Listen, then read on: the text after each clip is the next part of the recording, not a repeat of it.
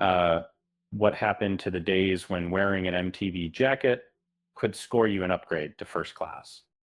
Before diving in, remember to subscribe and hit the like button. That way you won't miss more deep dives into this world of entertainment. Now let's dive in. Imagine this, it's the 1980s. A young MTV executive, Doug Herzog, travels economy armed with branded t-shirts and hats, ready to charm airline clerks with swag. A free shirt here, a cap there, and suddenly he's flying first class. MTV's logo was golden, and everybody wanted a piece of it back then.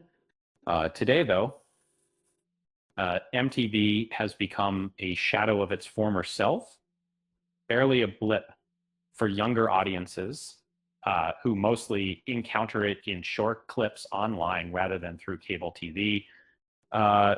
MTV's story mirrors the struggles of traditional cable channels. And, the once dominant names like CNN, Nickelodeon, and TNT are grappling with drastic declines, watching funds and focus shift to streaming platforms like Peacock, Disney Plus, and Netflix.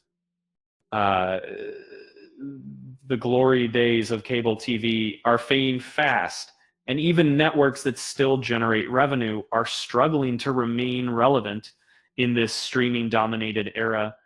One stark example, Comcast's decision to spin off many of its NBCUniversal cable networks into a new company, temporarily nicknamed SpinCo.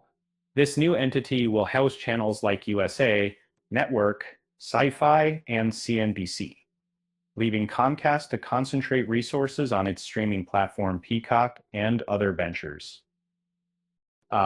Industry insiders describe this as a lifeboat strategy for a sinking ship, but some question whether it will be enough to keep these cable channels afloat. SpinCo will inherit major challenges. Even profitable channels like USA Network and MSNBC must reimagine themselves as their audiences drift toward digital platforms. Streaming exclusives, more scripted content, or even live events could breathe new life into these networks, but only time will tell if such strategies will work. For example, NBCUniversal's laser focus on Peacock means SpinCo will need to innovate with fewer resources, a tall order in today's competitive media environment.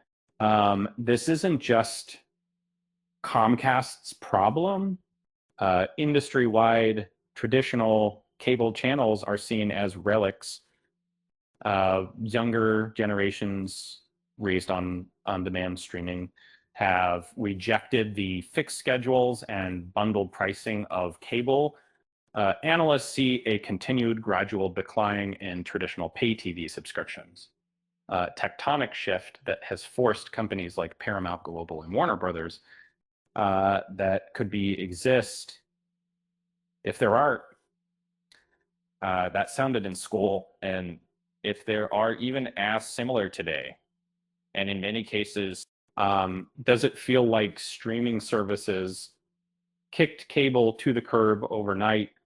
Does it, media analyst Evan Shapiro points to 2019 as the tipping point when major players, almost in unison, decided to prioritize streaming over cable. The result? Cutting back on new investments for their linear networks. And for example, they have now, it's a decision that many critics view as short-sighted, like abandoning a sturdy two-revenue system in favor of an untested single-stream model. And yet, despite these long-term dilemmas, cable channels are still surprisingly profitable in the short term. For instance, USA Network, once home to hits like Suits and Monk, still rakes in significant revenue. But instead of creating new scripted shows, it now relies heavily on sports programming and reruns. Talk about a pivot. Uh, Even so, executives argue that given the right focus, these channels might rediscover some of their old glory. Um, of course, trying to revive these cable networks isn't just about pouring money into them. It requires creativity. AMC, for example, has managed to stay afloat by licensing its shows to streaming services while still producing new original content like the Anne Rice-inspired interview with the vampire. Could Spinco take a page from AMC's book, blending innovation with nostalgia to attract both legacy and new viewers? Here's a lighthearted thought. Maybe cable networks need to lean into speed dating style programming. Short, snappy, and impossible to swipe past.